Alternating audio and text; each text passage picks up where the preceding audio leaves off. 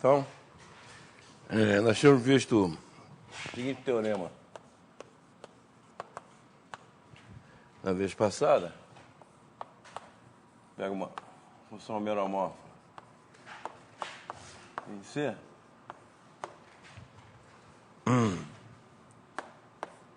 Então,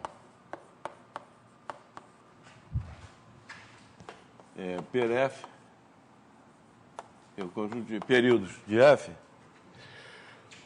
é o subgrupo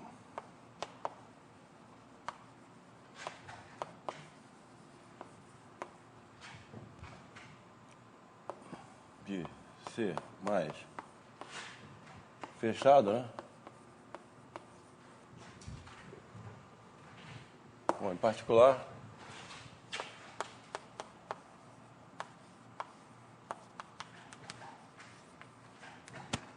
per F é de um dos seguintes tipos.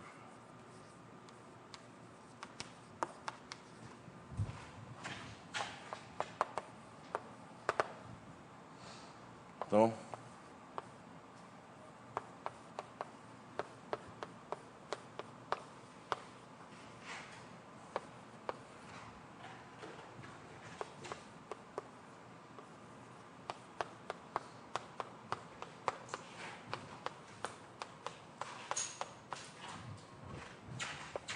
só pode ser de 4 tipos, né?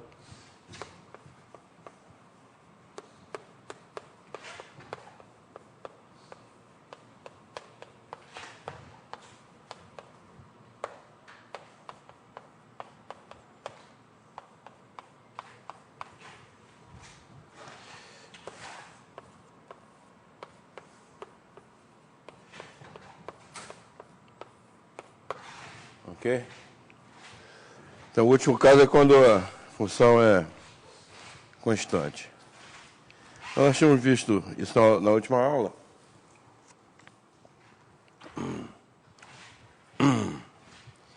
Vamos ver agora um outro teorema.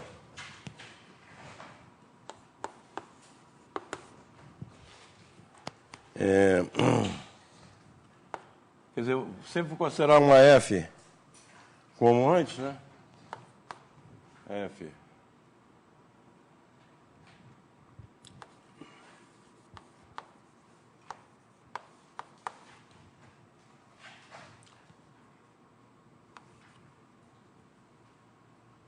Eu vou supor que é não constante. Não constante.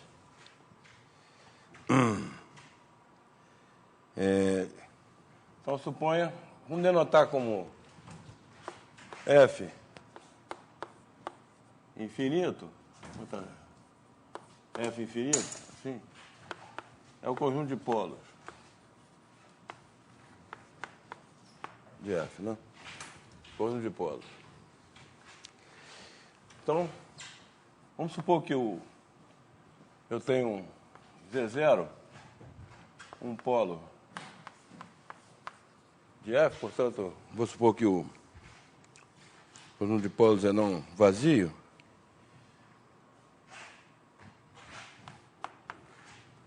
Então, seja Z0 um polo,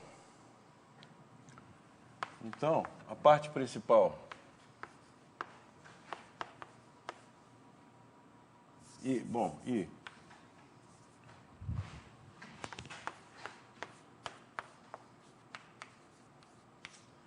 Lembrando que a parte principal é o desenvolvimento, quando você olha no desenvolvimento de Laurent, de F, né? Só a parte negativa, né? Tá? O desenvolvimento de Laurent vai envolver aqui uns termos aqui positivos, né? Mas eu estou considerando só os negativos, vocês chamam de parte principal isso. Então, se T pertence a per F, então, a parte principal, então, quer dizer, Z0 mais T é um polo, né? Isso aqui é por definição, praticamente. A gente supôs que o conjunto de polos era invariante, né, pela translação de T. E a parte principal de F em Z0 mais T é exatamente a mesma, praticamente, só que transladada de T, certo? Bom, isso aqui vai decorrer do seguinte.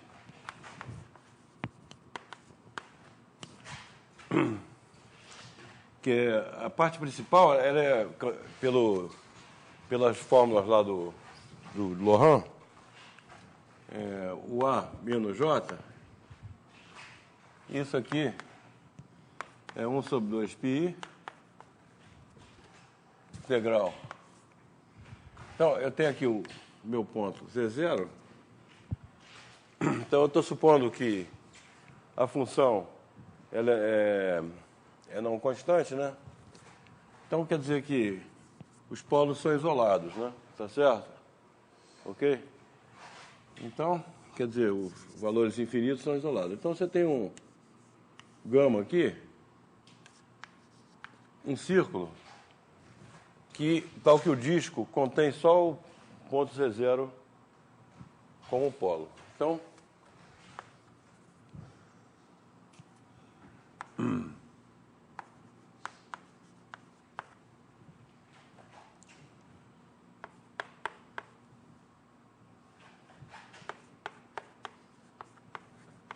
né? Então, quer dizer, o A menos J, ele é dado dessa maneira aqui. Vou lembrar esse fato. Agora, por outro lado,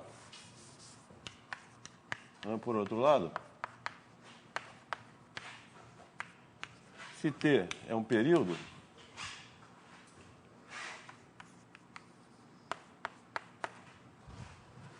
e gama, e vou chamar alfa, e em C, vamos denotar como lambda, o conjunto de polos, é infinito, F, infinito. Né? Eu tenho uma curva aqui, então, vale o seguinte, que, vamos chamar, quer dizer, o RT de Z, a translação, Z mais T, então, quer dizer, eu tenho que RT estrela de F de Z dz, F de Z dz, né? Quer dizer, pelo fato do T ser um período, F de Z mais T é F de Z, né? E D de Z mais T é dz. Então, tá certo? Então, você tem isso aqui, tá certo? Logo, isso aqui vai implicar que a integral de F de Z dz em alfa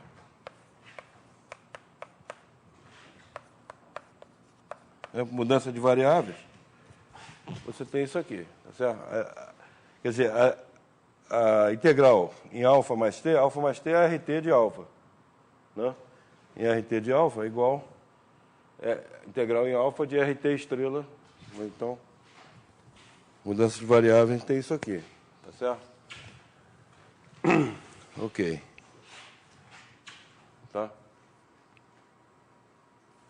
Bom, isso aqui é verdade para a curva alfa.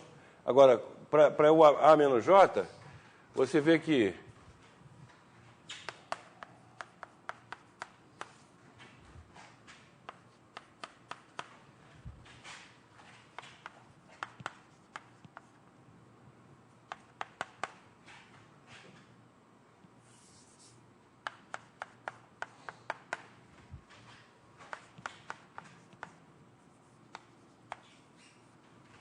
isso aqui o que é? Isso aqui é o W menos E0, né?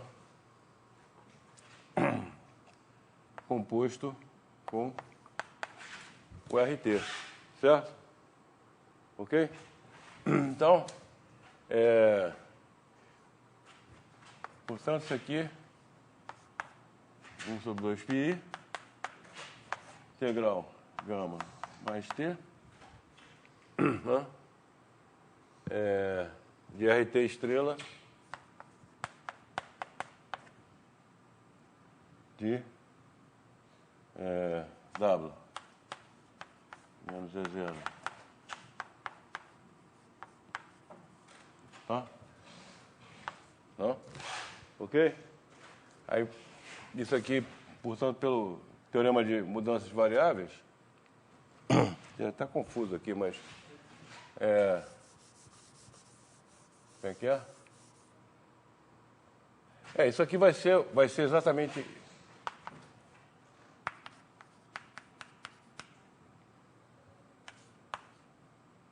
Vai ser exatamente aquele...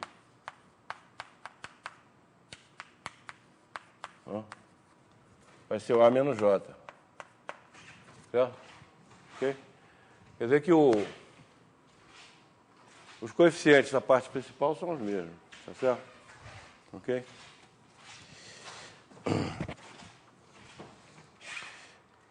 Agora vem uma observação, que também é fácil. Observação é que eu vou supor agora que a minha F é... Vou supor então que o PRF ele contém lambda 1Z mais lambda 2Z, quer dizer que onde esse PRF contém, vou supor isso aqui, tá certo? Contém isso aqui. Tá? Então, quer dizer, o que acontece é que quando o PRF é igual a isso, tá? Eu digo que essa representação aqui não é única, tá certo? A representação acima não é única. Do PRF. Quer dizer, você suponha que eu tenho uma matriz M, com coeficientes inteiros,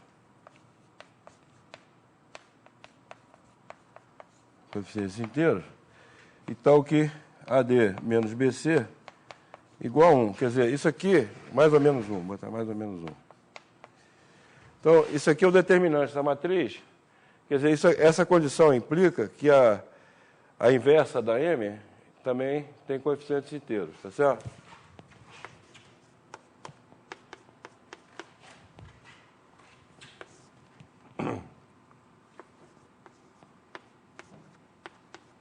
Certo? Também tem coeficientes inteiros. Então, você chama 1, 2, M, lambda 1, lambda 2. Então, você pode representar também esse conjunto aqui como mu1z mais mu2z, certo? Ok?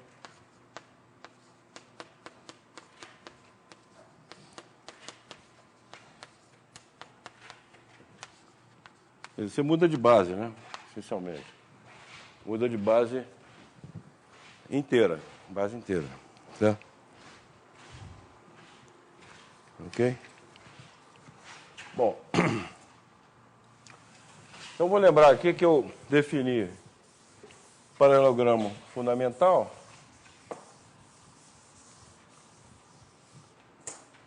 Paralelogramo fundamental.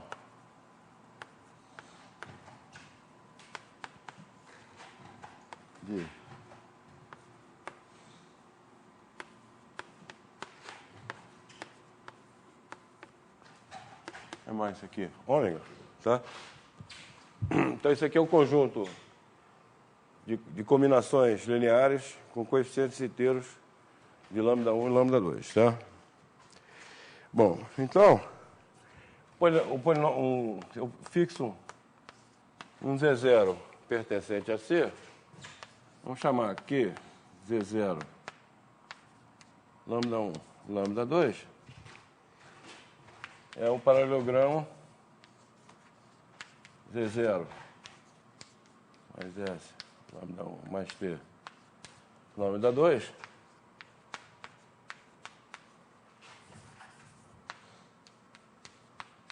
Esse paralelogramo fechado aqui, tá certo? Eu pego o Z0 aqui. Então, digamos, aqui está o Z0 mais lambda 1. Aqui estaria Z0 mais lambda 2. Aqui Z0 mais lambda 1 mais lambda 2. Então, essa região que está aqui no meio do... Certo? Ok? São todas as combinações convexas tá certo? Desses pontos. Ok? Então, o que acontece é o seguinte, é que outra observação é que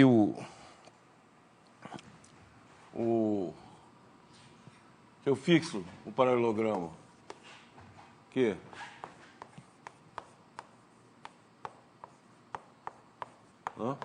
ok? Então, eu tenho o seguinte, que chamo R ômega, com ômega, pertencente ao grupo ômega aqui, eu chamo R ômega translação, né?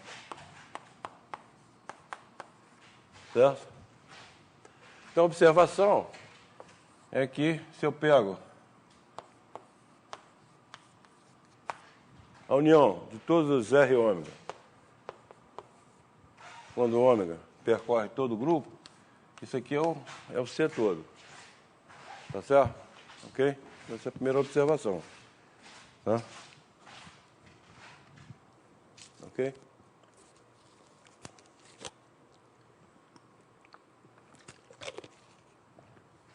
Então, isso implica o seguinte. Isso implica o seguinte. Que para todo Z pertencente a C, existe um ômega pertencente a ômega, tá o quê?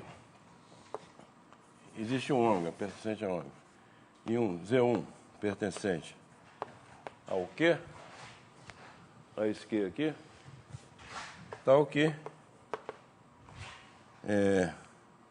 Z igual a R ômega de Z1. Tá? Ou seja, tá? Então, ou seja, qualquer Z complexo é um transladado por um elemento do grupo de um ponto que está dentro do paralelogramo. Tá? Então, com isso a gente conclui o seguinte teorema, que na verdade é trivial, mas vamos chamar de teorema. Se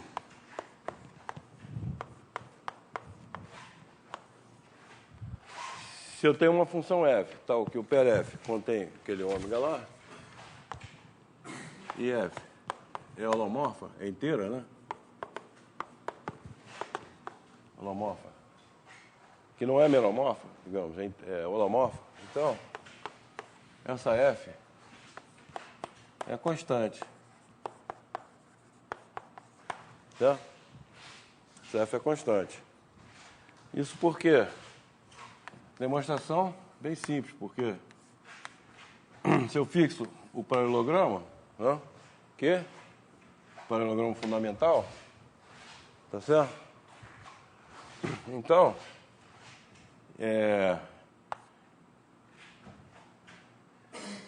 supremo, paralelogramo fundamental é um compacto. Então, isso aqui, né, eu tenho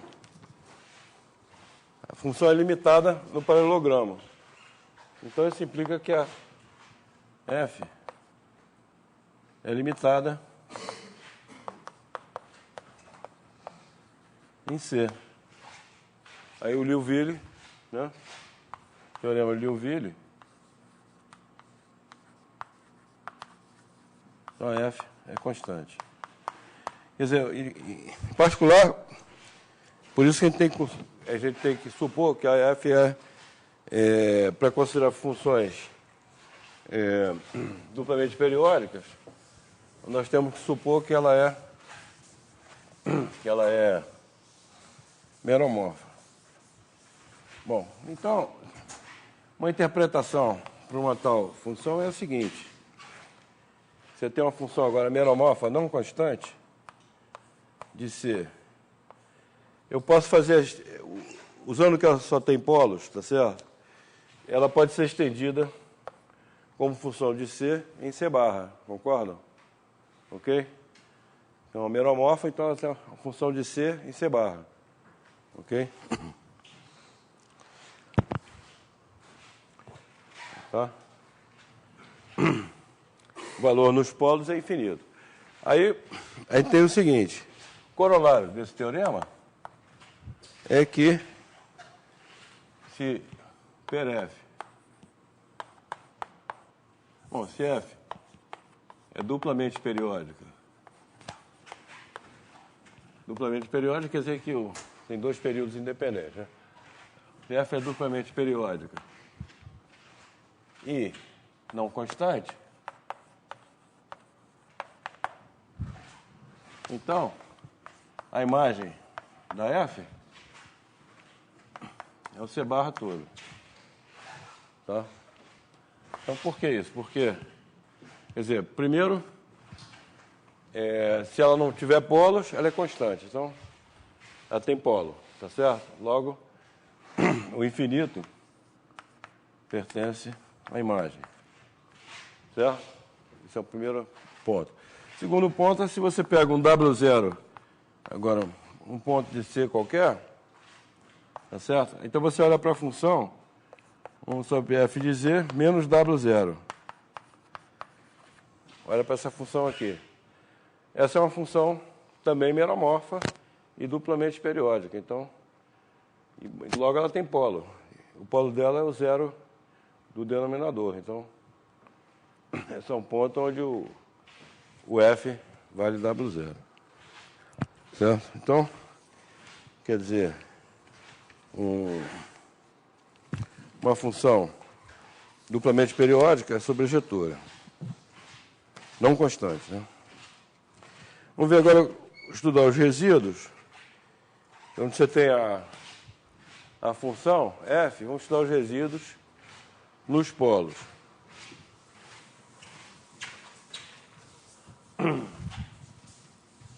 Bom, então, sua observação é que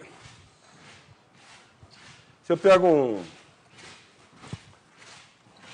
paralelogramo de períodos aqui, paralelogramo de períodos, então o que acontece? Esse lado aqui, vamos chamar esse lado aqui, esse aqui é o Z0, né?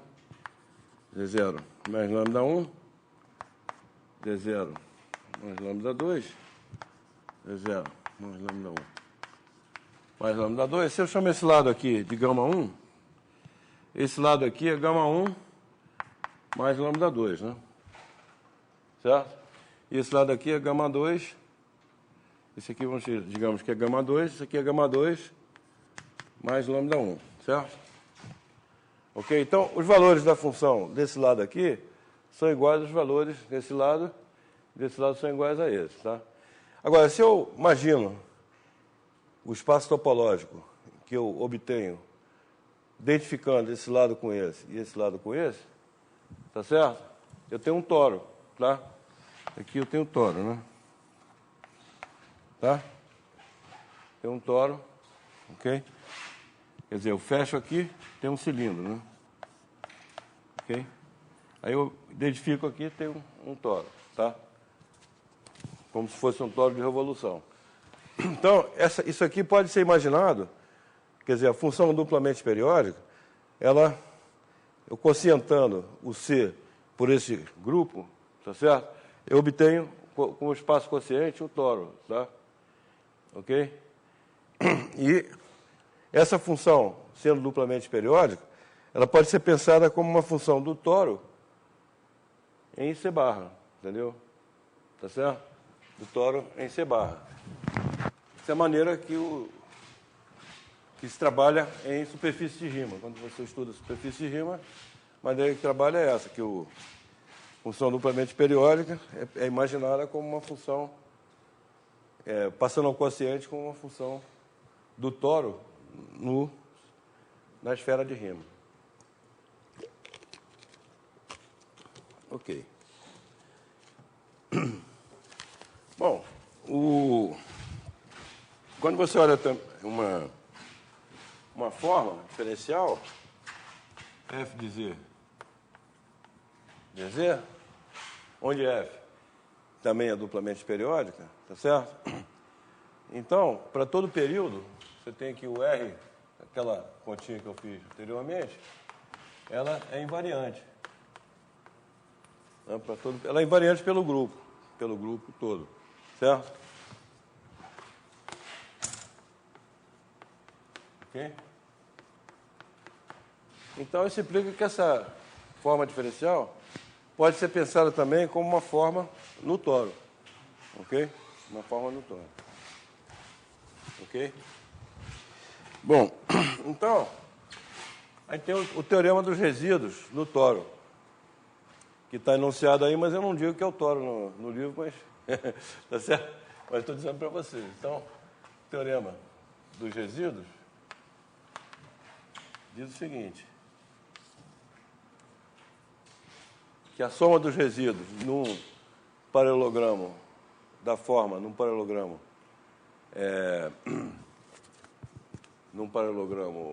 fundamental é zero, desde que não tenham polos no bordo do paralelogramo. Então, quer dizer, vamos supor que o PRF contém um ômega, né, que é o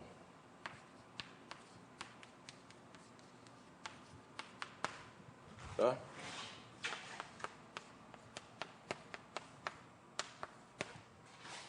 Vamos supor que o PRF contém um ômega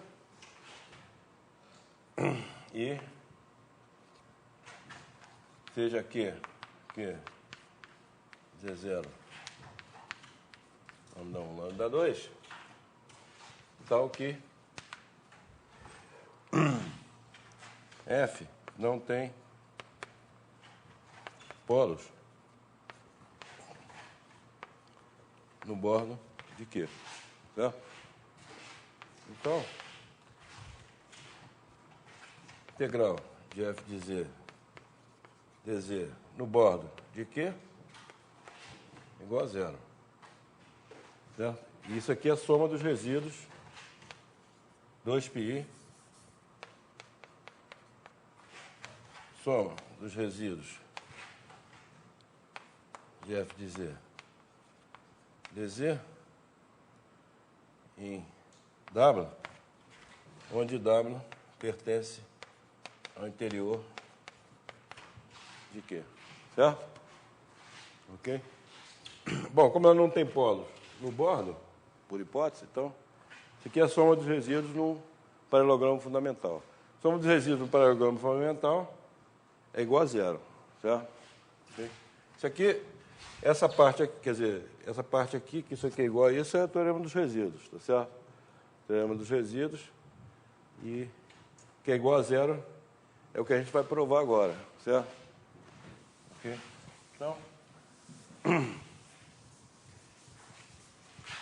mas a demonstração é simples, porque o bordo é formado por curvas transladadas. Então, você olha para essa curva aqui, gama 1, então essa aqui seria gama 1 mais lambda 2, né?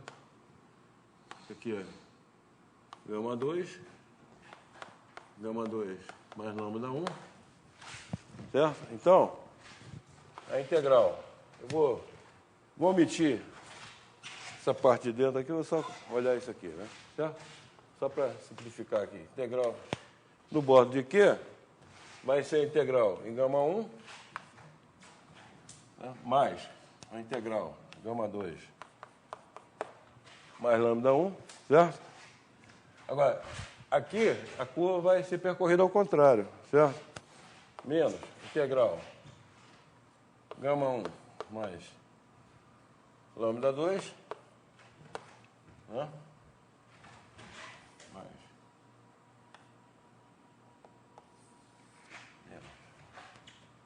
e menos integral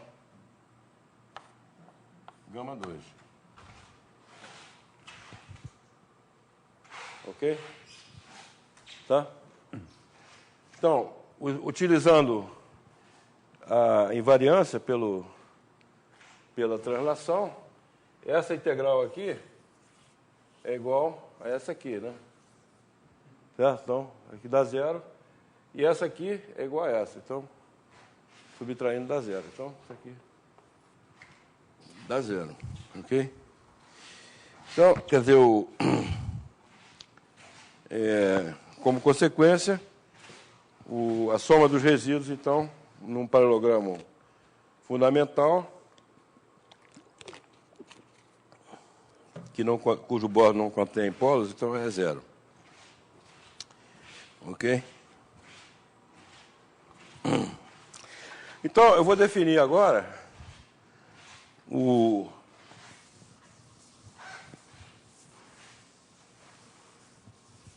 vou definir agora o grau da função duplamente periódica. Certo?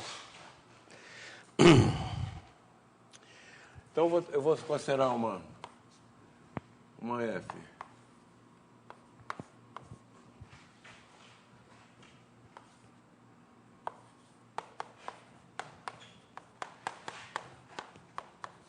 tá? Então, F não constante, né? F não constante. Ok?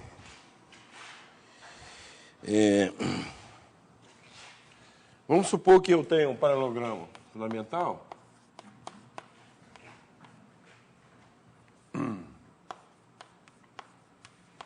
Certo? Então, que a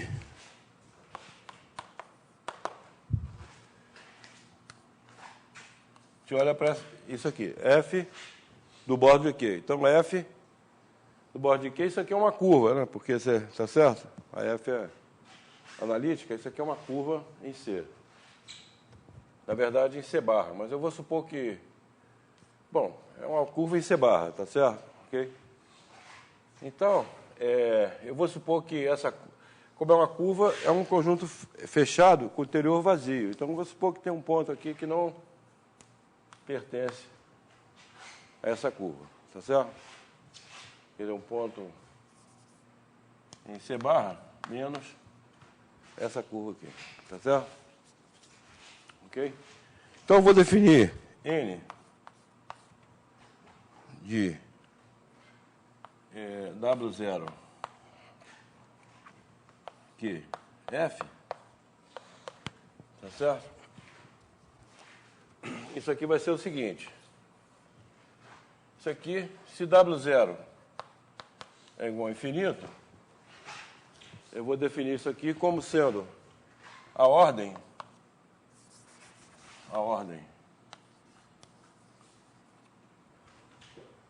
é a soma da ordem dos polos de F em Q. Tá certo? Eu pego cada polo, né? Para cada polo desse tem uma ordem, então soma essas ordens, tá? Quer dizer, olhando pode ter vários polos, né? W0 é o quê? W0, no caso aqui, é infinito, né? Se o W0 for igual a infinito. Se W0 for igual a infinito, eu chamo N de W0 o quê? F, soma da ordem dos polos em... Né? Okay? No paralelogramo. Porque esse paralelogramo tem um número finito de polos. Né? Okay? Porque o conjunto de polos é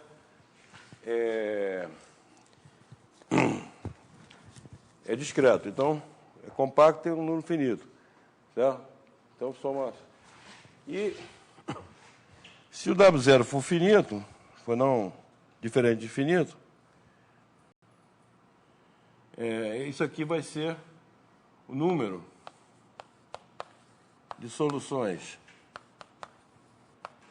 de f de z igual a W0, contados com multiplicidade, em que, se o número de soluções de f de z em que, contados com multiplicidade, certo? Ok? Contados com multiplicidade. Se W0 diferente de infinito. Tá certo? Então, vou chamar esse N aí. Então, um corolário do teorema anterior é que o N não depende do ponto. Tá? Então, o corolário é que f é duplamente periódica, tá?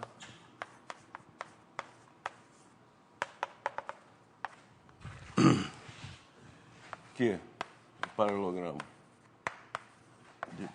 é um paralelogramo fundamental, né?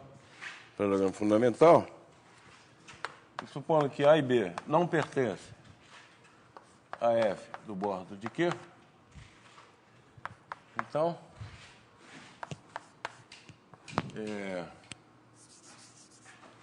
bom, então,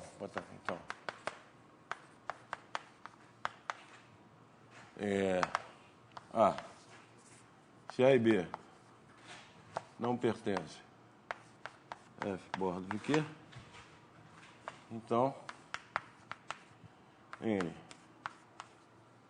A QF, N B QF. Não depende do ponto, certo? E B, se Q linha são paralelogramos fundamentais, diferentes, tais que A não pertence a F do bordo de Q, união F do bordo de Q', então, o N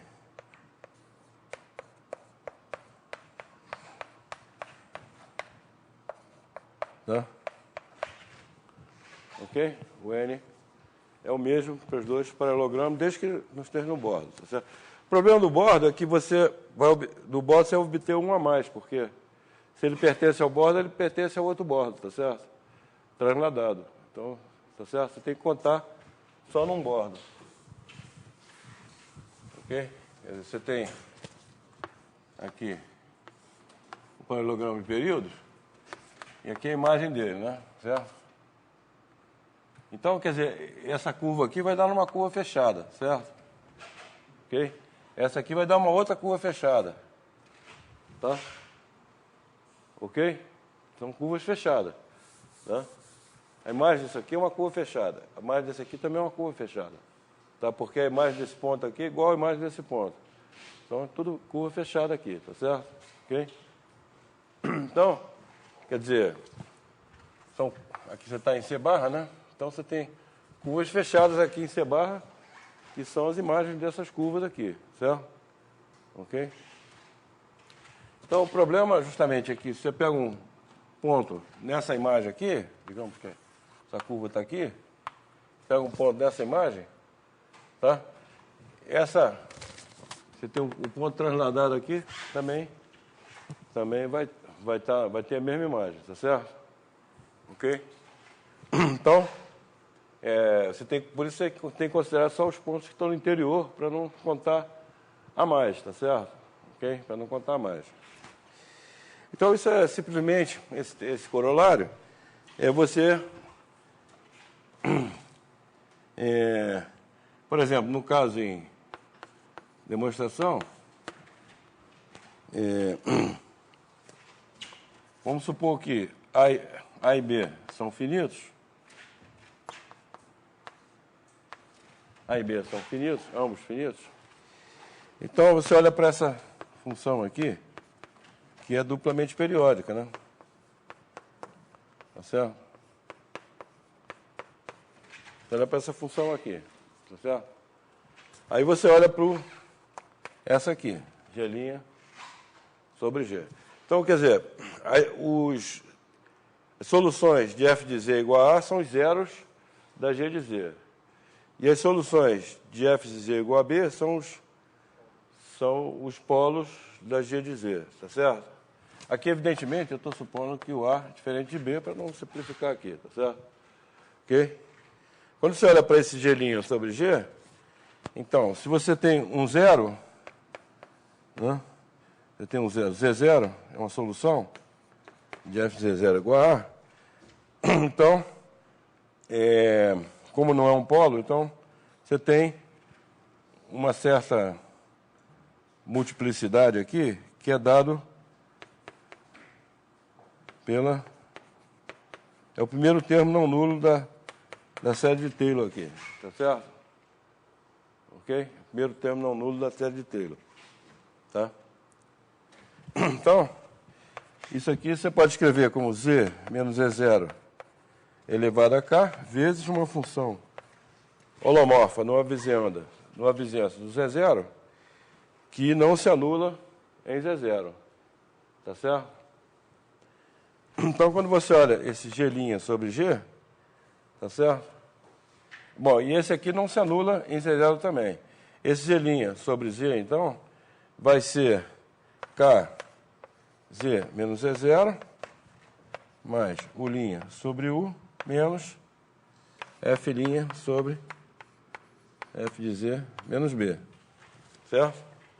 É a derivada logarítmica disso aqui. Tá certo?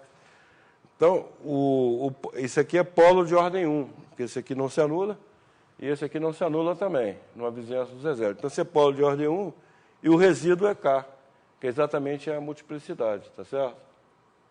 Ok? Isso é sempre a mesma coisa, tá? Se for um polo, é a mesma coisa. Você tem, se for um polo, então o resíduo é menos K, onde K é a ordem do polo, tá certo? Ok? Bom, então, olhando essa função G' sobre G, tá? E você, então, por aquele teorema lá, a soma dos resíduos dela, né, a soma dos resíduos num paralelogramo fundamental é zero, desde que você não tenha o valor dela ela não tenha polos os polos dessa aqui, né, são os zeros de f de z, são as soluções de f de z igual a A, união às soluções de f de z igual a B, certo? Ok? Então, você tem que tomar cuidado para que o paralelogramo fundamental não contenha essas soluções, tá certo? Como essas soluções são em número finito, você pode transladar um pouquinho o paralelogramo fundamental para não conter, o bordo não conter essas soluções, tá certo? É um número finito, né? Então, ok? Então, usando aquele teorema dos resíduos lá, você tem que a soma das multiplicidades dos zeros aqui é igual à soma das multiplicidades dos polos, que é exatamente essa fórmula aqui, tá certo? Ok? Exatamente essa fórmula aqui. Bom, essa parte aqui eu deixo, quando é polo é a mesma coisa, né? Essa parte aqui eu deixo para vocês provarem, que também é parecido, mas... Então, o que vai acontecer é que a gente vai definir aqui o grau da F como sendo esse número aí, N, A, que é F, onde A não pertence a F do bordo de Q, certo? Então, o grau da função é definido dessa maneira. Bom, então, um corolário 2 é dizendo que o grau é sempre maior ou igual a 2. Tá? Corolário 2 é que se F é duplamente periódica não constante, então grau de F é maior ou igual a 2, certo? Tá?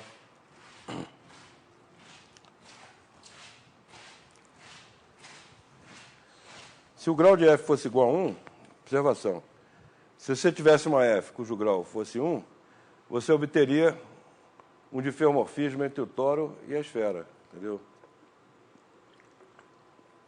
Porque sempre que você tem uma aplicação holomorfa com grau 1, tá certo? Quer dizer que...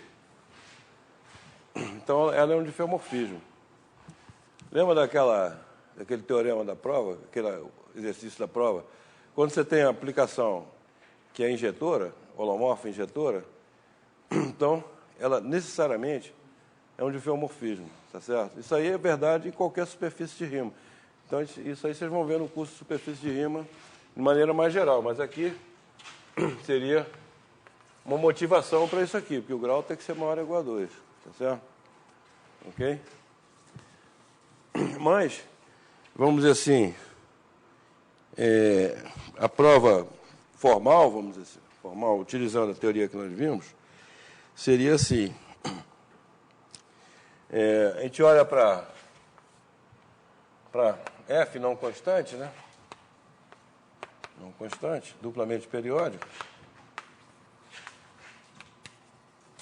Né? Então, a F', tá certo? A F' também é duplamente periódica, né? Porque as translações, quando você faz a F composta com a translação ômega, isso aqui, linha, né?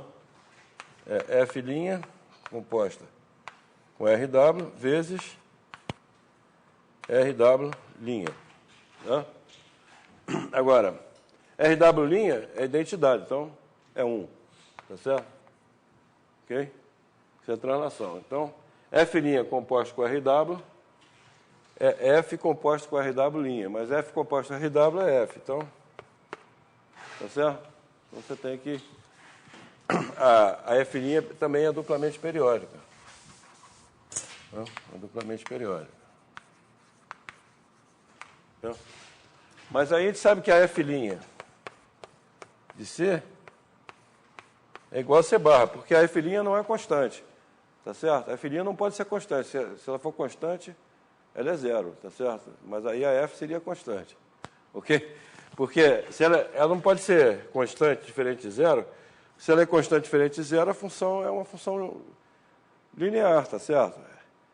F' é igual a uma constante, então a F é constante vezes Z mais uma outra constante, certo? Ok? Não? Então, é uma função linear, não é duplamente periódica. Então, necessariamente, você tem o F' igual a C barra, tá certo? E, portanto, existe um Z0 pertencente a C, tal que F' Z0 igual a 0. Tá? Então, esse Z0 aqui, a multiplicidade da F no ponto Z0 é maior ou igual a 2, tá certo? Tá? A multiplicidade de F em Z0 é maior ou igual a 2. Tá certo? Então, isso já é suficiente para o que a gente quer aqui. Tá certo? Tá? Quer dizer, o número de soluções da F de Z igual a F de Z0, não? Já no Z0 é pelo menos 2, tá certo? Então tem que ser maior ou igual a 2, tá certo? Bom, então, com isso aí a gente tem esse corolário. E, então agora...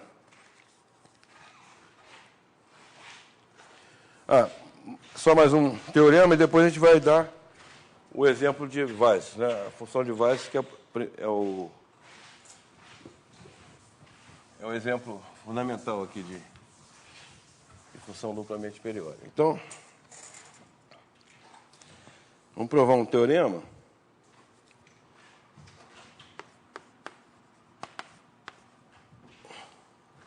Vamos supor que F é duplamente periódica.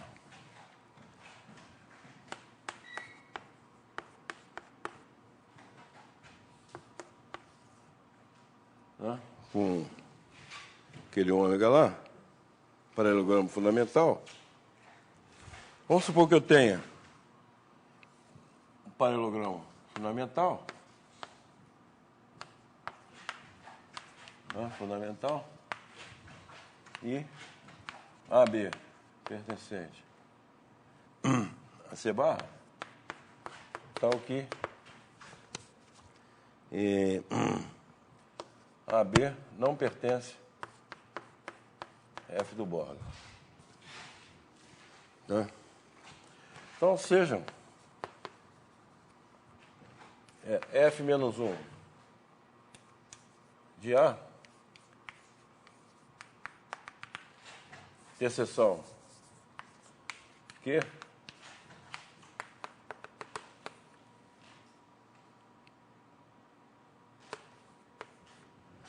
e F menos 1 de B, interseção Q. Quer dizer, eu estou considerando agora todas as soluções de F de Z igual a A e de F de Z igual a B no paralelogramo fundamental. E MJ igual a multiplicidade de F em alfa J, tá certo? MJ é a multiplicidade do alfa J como multiplicidade de F em alfa J, e NJ multiplicidade de F em beta J. Certo? Ok? Então, vale o seguinte teorema aqui.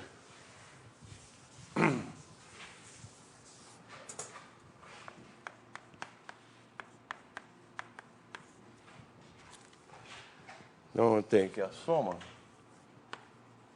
de MJ alfa J, J igual a PK, menos a soma NJ beta J, J igual a TL. Isso aqui é um período, quer dizer, quando você pega essa soma aqui menos essa soma, dá um período da função. Isso aí vai ser usado mais na frente, hein? Vai usar isso aí para estudar a função de Weiss. Bom, então a demonstração. Eu vou supor que A e B são finitos, né? Para simplificar. Para simplificar, ok? A e B são finitos. Se não for, eu faço pego 1 sobre F ou qualquer coisa assim, tá certo? A é diferente de B, evidentemente. Eu esqueci de dizer aqui, A é diferente de B. Tá? Bom, é claro que se for A igual a B, então isso aqui dá zero. Então, pertence... Se A igual a B, também vale o teorema, mas eu quero que A seja diferente de B. Bom, então eu vou, como antes, eu vou considerar aquela função G de Z, que é F de Z menos A, sobre F de Z menos B, né? Tá certo? Então, ou seja, G menos 1 de 0, F menos 1 de A, G menos 1 de infinito, F menos 1 de B, né? Tá certo? Ok?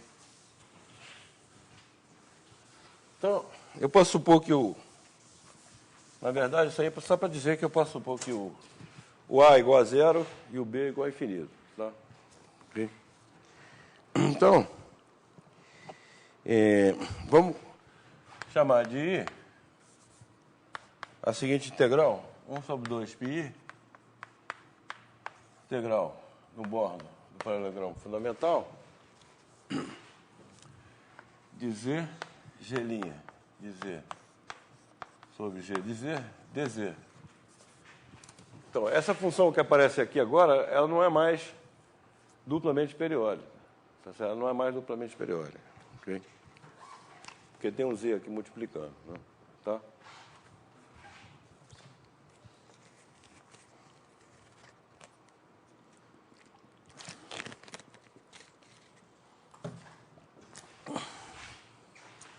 Mas, quer dizer, pela hipótese, né?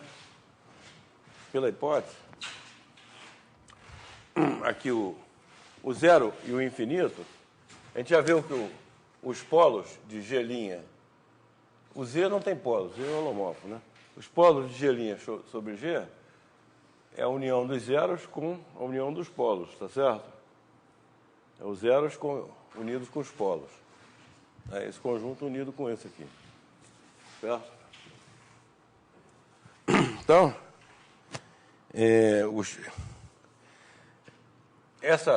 isso aqui, pelo teorema dos resíduos, é a soma dos resíduos, né? A soma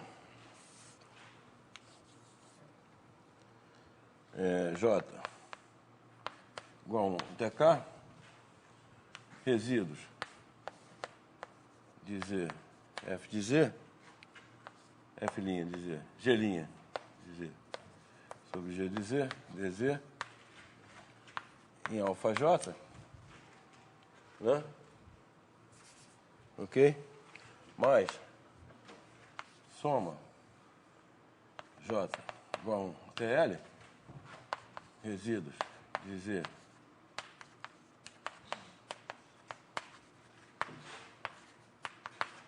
certo? Essa soma de resíduos aí.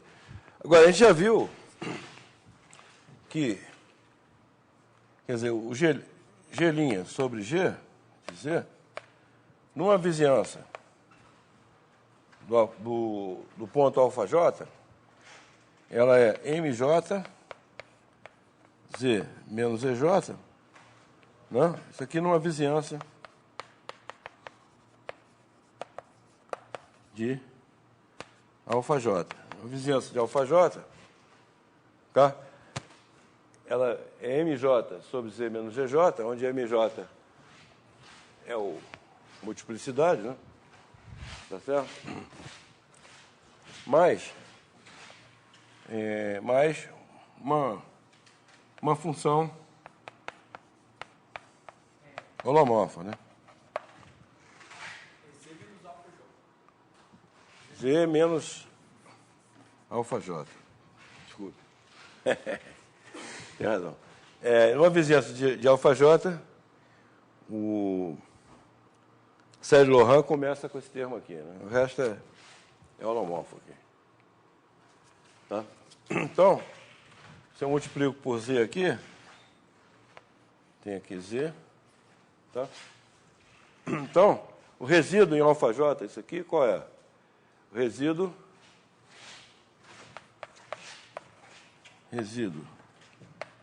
em alfa J é exatamente alfa J MJ. Tá certo? Resíduo em alfa J é exatamente alfa J vezes MJ, né? Porque... Tá certo? Lembra disso? O resíduo é o coeficiente do... Quer dizer, o resíduo o que é? Isso aqui é... Você escreve assim, né? Z menos EJ, Z, MJ, mais Z, UJ, Z menos EJ, né? Ok? O resíduo o que é? É o limite quando Z tende a alfa J, de Z menos GJ vezes essa função aqui. Tá certo? Então, isso aqui é alfa J vezes MJ. Que essa parte aqui dá zero. Hã? É só multiplicar por Z menos alfa J e fazer o... Fazer o... Exatamente. Tá certo? Resíduo é exatamente é o termo de ordem menos 1 do desenvolvimento de Lohan, que é alfa J, MJ. Tá? Ok? Então, o resíduo é alfa J, MJ. Analogamente, esse resíduo aqui é menos NJ, beta J. Porque agora é o polo, né? Tá certo? Então, é a ordem do polo aqui, mas com sinal trocado, certo? Ok?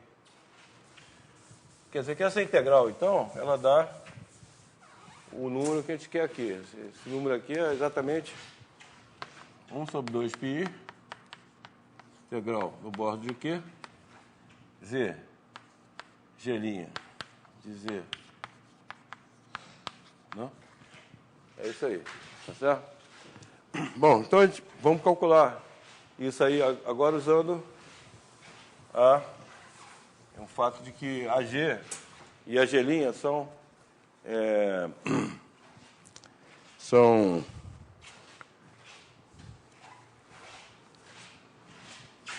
duplamente periódicas, tá certo? Quer dizer, então eu tenho aqui, lembrar aqui, paralelogramo, né? Eu tenho a curva γ1 aqui, que é o Z0, aqui γ1 mais λ2, que eu tenho γ2 mais λ1. Não é isso? Ok? Então, essa integral aqui, vamos escrever esquematicamente, sem botar o integrando. Né? É igual integral γ1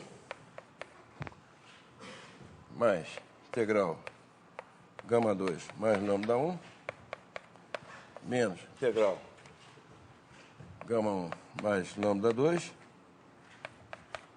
menos integral γ2. Não é isso? Então, vamos comparar. Vamos comparar, então.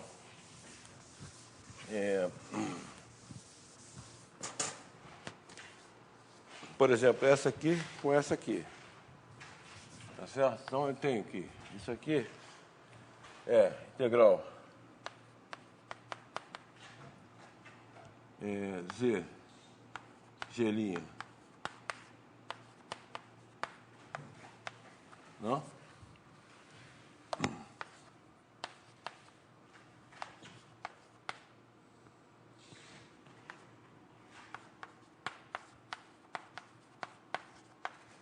Tá certo? Bom, agora eu pego uma parametrização da curva γ2, pode ser uma parametrização linear, porque é uma reta, né? É um segmento de reta, certo? Pego uma parametrização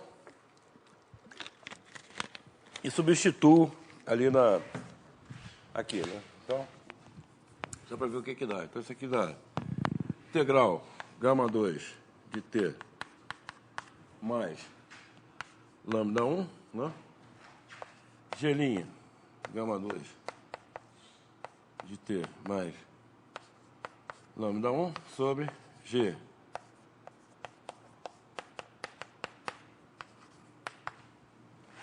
Tá certo? Aqui, γ1, γ2, linha de t, dt. Não? Tem a parametrização aí. Bom, aí isso aqui vai dar integral 0 a 1, γ2 de t. Agora eu uso que aqui tem esse mais esse. Então, fica γ2 de t, G'. Agora, G' e G são duplamente periódicos. Então, aqui aparece γ2 de t, G, γ2 de t, dt, mais λ1. Se λ1 é uma constante, passa para fora da integral. G' sobre G. Certo? γ1'. Certo? Então tem isso aqui. Certo? O quê? Aqui também. γ1'. Faltou o γ1'. γ2'. Tá. Aqui é γ2'. Ok. Bom, então isso aqui, essa integral aqui, é igual a essa, não é isso? Igual a essa. Então, isso aqui, portanto, essa menos essa, dá, isso aqui cancela uma parte, fica só isso aqui, tá certo? Ok? Isso aqui é igual a isso, certo? Lambda 1 vezes isso aqui. Agora, a gente já viu que... Bom, então isso aqui é o que é? Isso aqui é exatamente integral de G' sobre G, não é isso? Em gama 2, dz, certo? Ok? Mas acontece que a G e a G' são... A G é periódica, então G composta com gama 2 é uma curva fechada. Então, isso aqui é o índice dessa curva. Tá certo? Isso aqui é o índice dessa curva fechada. Então, esse aqui pertence a lambda 1z. Certo? Porque esse aqui é o índice da curva fechada. Mas tá. não precisa esse período. Hã? Precisa, Precisa usar, porque... Para usar que a curva é fechada. Tá certo? Essa curva G composta com gama 2, não, é uma curva fechada, porque a gama 2... Não, isso aqui é um período, então, tá certo? G composto com gama 2 é uma curva fechada. Então, portanto, isso aqui é o índice da curva. É índice do zero em relação a essa curva. Então, é um número inteiro. Então, ok? É 1 sobre 2πi vezes isso aqui é um número inteiro. Certo? Então, isso aqui... 1 sobre 2πi, né? Tá aqui. Tá? Então, isso aqui pertence a lambda 1z. Analogamente, essa outra aqui também pertence... Essa aí pertence a lambda 2z. Então, a conclusão é exatamente o que nós queríamos, que isso aqui é um período. Tá certo? Isso aqui é um período. Então, a gente vai usar isso aí para frente, a gente vai usar isso. Bom, então... faltam ainda 20 minutos. Eu vou definir agora a função P de Weiss. Porque, por enquanto, a gente só viu propriedades gerais das funções duplamente periódicas. Né? Então, nós vimos que elas têm que ser meromorfas, as não constantes têm que ser meromorfas. Conjunto de polos não vazio. Várias coisas aí. Você define o que é um grau da função, etc. Então, eu vou definir a função P de Weiss, então, associada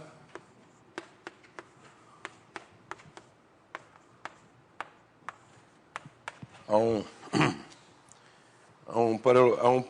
conjunto de períodos aí. Vamos chamar ômega estrela, ômega menos período nulo. Certo? Ômega estrela vai ser... Então, eu vou definir por uma série que é a seguinte.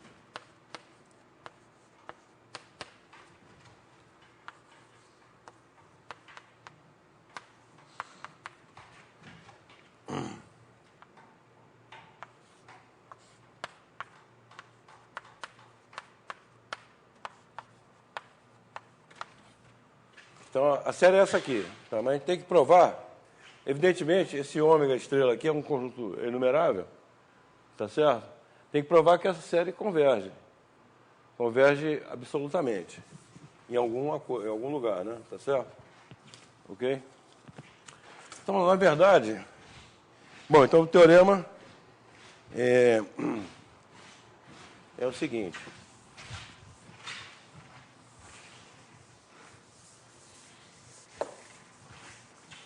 O teorema é que essa série aí... Essa série P converge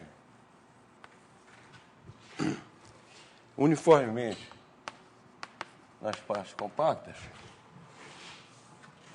de C menos ômega. Tá? Você pega o C menos ômega, onde são os polos, né? Tá certo? Esse aí, C menos ômega, os polos dos fatores da série, né, são exatamente o ômega, os ômegas. Tá certo? Então, o que eu vou provar é que ela converge uniformemente nas partes compactas para uma função duplamente periódica com duplamente periódica, tal que... Então, eu vou...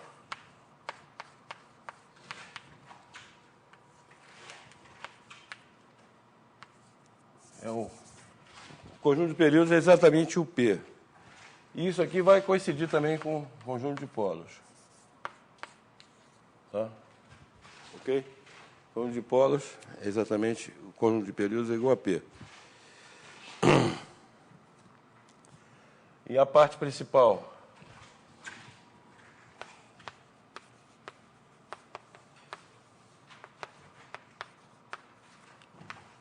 de P em certo ômega vai ser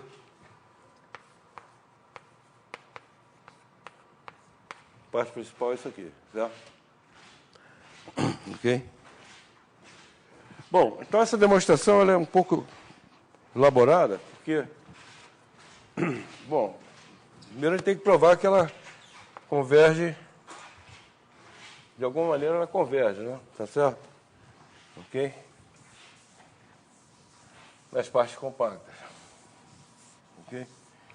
E depois, nós temos que ver que a função é duplamente periódica.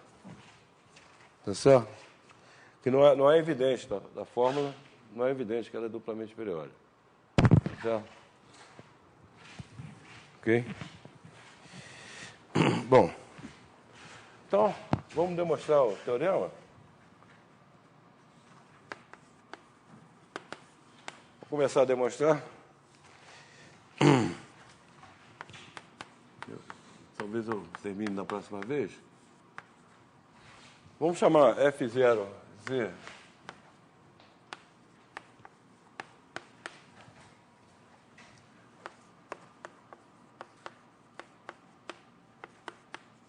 são os termos do somatório ali, né? Quer dizer que eu vou escrever então isso aqui.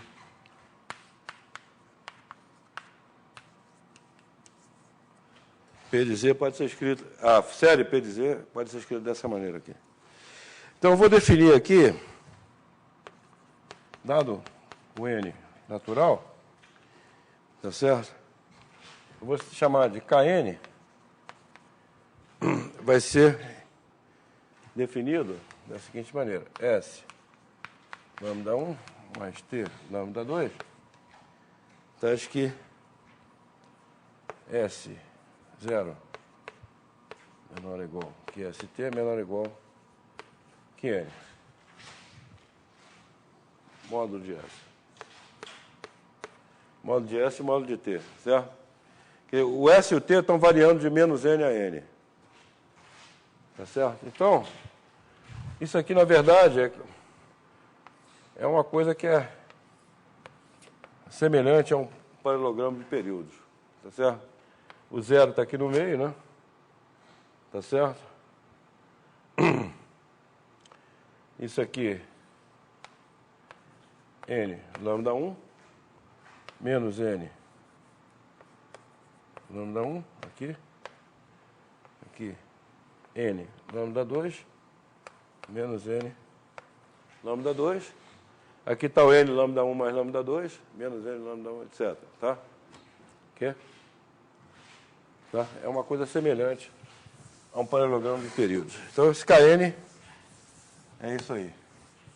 Tá? Bom. Então, KN, por definição, KN é N, K1, né? Tá certo? Ok?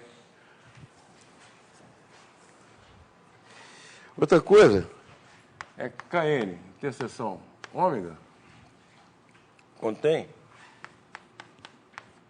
número de elementos. Isso aqui é 2n mais 1 ao quadrado, certo? Não, porque tem, tá certo? Tem 2n mais 1 aqui, 2n mais 1 aqui, tá? 2n mais 1 ao quadrado pontos. Outra coisa é que o número de Kn, interseção, borda de Kn, interseção ômega, isso aqui é 8 vezes n. É 8n. Tá certo? Então, aqui ele contém 2n mais 1. Aqui 2n mais 1, 4n mais 2. Aqui 2n mais 1 também, mas você tirando os dois extremos aqui, tá certo? Ok? E aqui também tirando os dois extremos. E, bom, dá 8n, tá certo? Ok? Bom, então...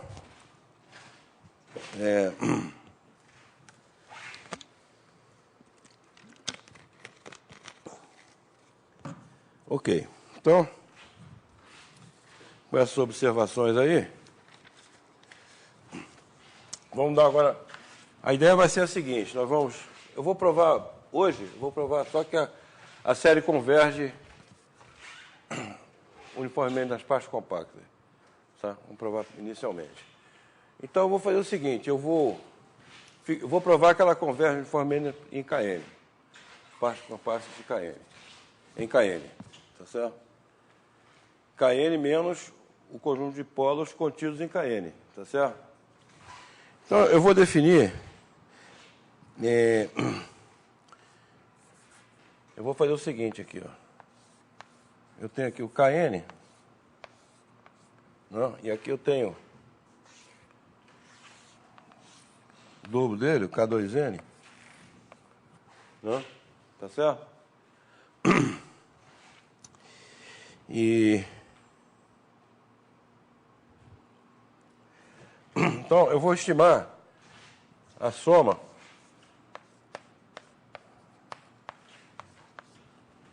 onde o Z pertence a ômega menos K2N. Tá? Só que o ômega. Vou estimar essa soma aqui em Kn, tá? Porque eu sei que essa soma aqui, ela não tem polos em Kn, tá certo? Ok?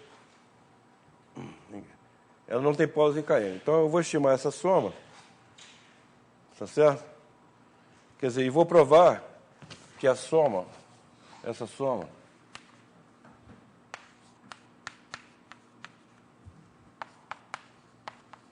vou provar que essa soma define uma função holomorfa numa vizinhança do Kn aqui, tá certo? Ela não tem polos em Kn, porque eu estou subtraindo aqui o ômega menos K2N, tá certo?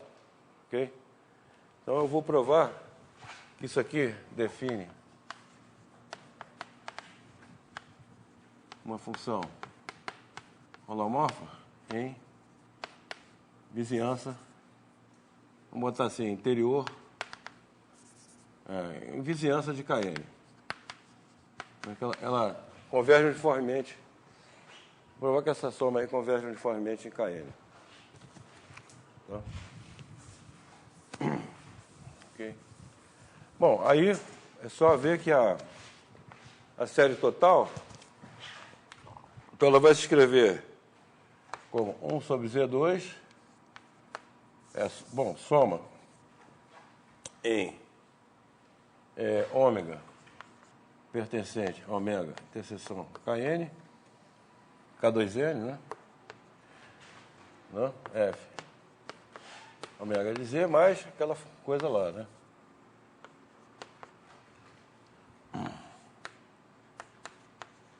Tá? Bom, então essa parte aqui eu vou provar que é holomorfa em Kn. Define uma função holomorfa em Kn.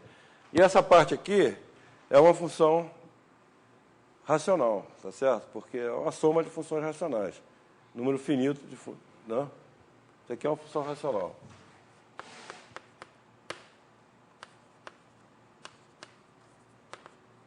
Ok? Estou fazendo um pouquinho diferente do livro.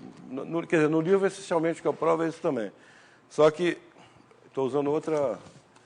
É porque eu pulei uma parte lá da anterior, tá certo? Então, eu estou fazendo um pouquinho diferente para... que é de maneira mais simples também, certo? Vou fazer de maneira mais simples. Bom, então... Vamos tentar... Como?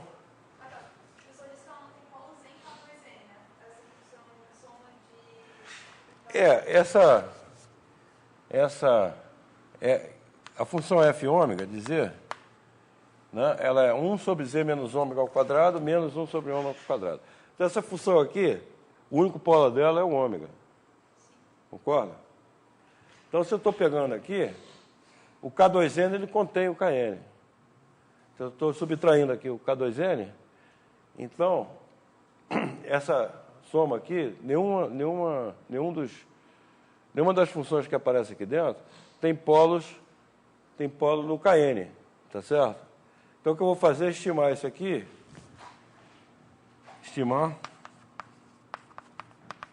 né, para Z pertencente a KN. Vou estimar isso aí para Z, essa soma aqui, para Z pertencente a KN. Então, todas as funções que aparecem aqui, quando o ômega pertence a ômega menos K2N, são holomorfas em KN. Tá certo? São todas holomorfas em KN. Ok? Tá certo? Portanto, se a soma converge uniformemente em KN, converge para uma função holomorfa. Tá certo? E aqui eu vou usar o critério de Weiss para provar que essa série aí converge uniformemente em KN. Tá certo? Vou usar o critério de Weiss. Bom, aí depois é só observar que a série total é essa função, quer dizer, em KN, ela vai ser uma função holomorfa aqui, mais uma função racional, tá certo? Okay? Então, por isso que ela vai convergir uniformemente nas partes compactas de C menos ômega, tá? Ok. Bom, então,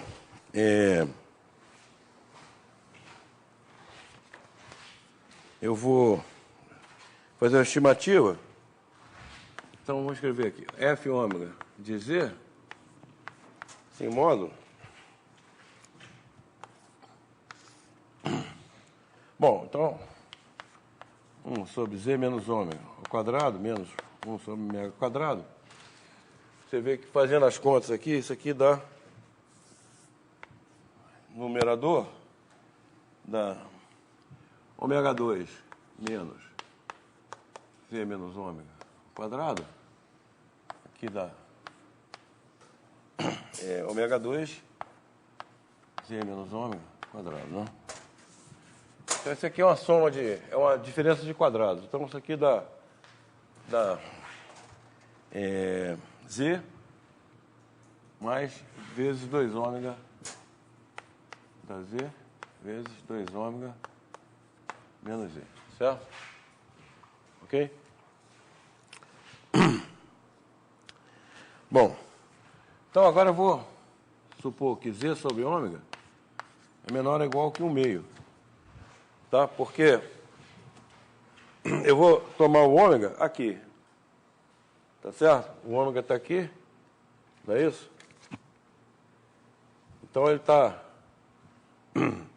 2 vezes o KN. Certo? Ele está fora do... O ômega está aqui, né? E o Z está por aqui. Então, o ômega sobre Z... O Z sobre ômega é menor ou igual que 2, em módulo. Que 1/2, né? Menor ou igual que 1/2. Ômega sobre Z, em módulo, é maior ou igual que 2. Certo? Ok?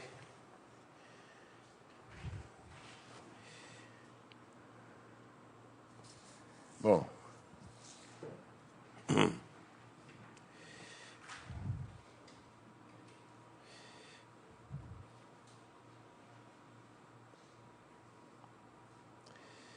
Bom, então isso aqui vai implicar o seguinte, que 1 menos Z sobre ômega é maior ou igual que 1 meio, né? Tá certo? Ok? 1 menos Z sobre ômega maior ou igual que 1 meio. 2 menos Z sobre ômega é menor ou igual que 5 meios. Concorda? Bom, então esse coisa aqui, eu posso escrever assim, ó, Z sobre ômega, 2 menos Z sobre ômega, aqui, ômega ao cubo, 1 menos Z sobre ômega. Concorda? Passando o ômega para fora aqui, e o ômega para fora aqui, tá certo? Se eu passo o ômega para fora aqui, fica ômega 4 aqui. Passando o ômega para fora aqui, fica um ômega em módulo aqui, que simplifica, fica ômega 3. Então eu tenho Z sobre ômega menor ou igual que 1 meio, esse aqui maior ou igual que 1 meio, e esse aqui menor ou igual que 5 meios. Então, isso aqui fica menor ou igual que 10 R sobre ômega 3. Esse R aqui é o seguinte. O que é o R? Hã?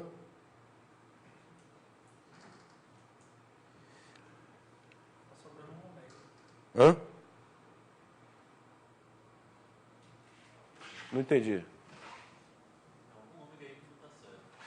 Esse Z aqui, falta o Z. Por isso que aparece o R aqui.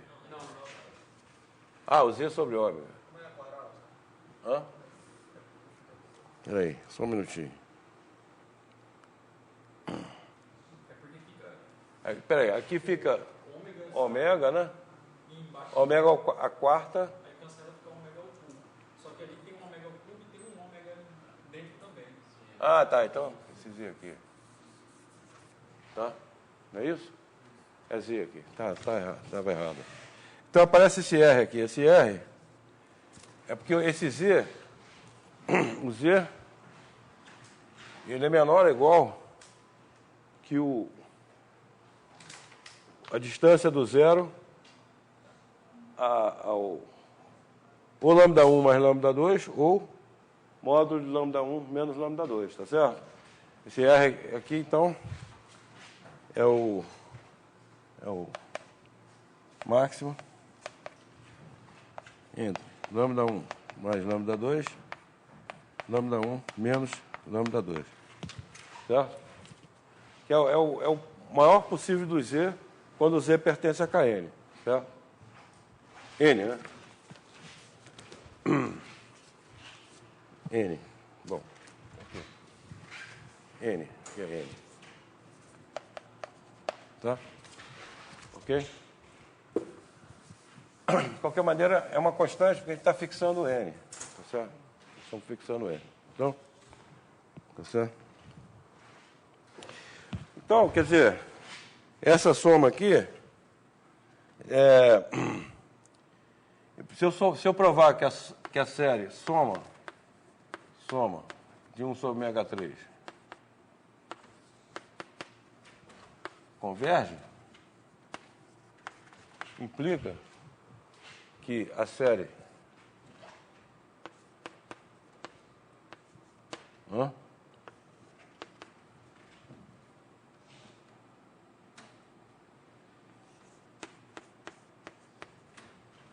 essa série aqui converge normalmente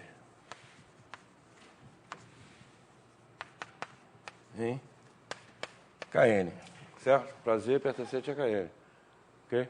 Ou seja, né? Tá certo? Isso aqui é uma constante que Ok? É uma constante. Então, basta provar que essa série aqui converge. Tá? Ok? Bom, como já acabou o tempo, a gente faz isso na próxima aula. Certo? Ok.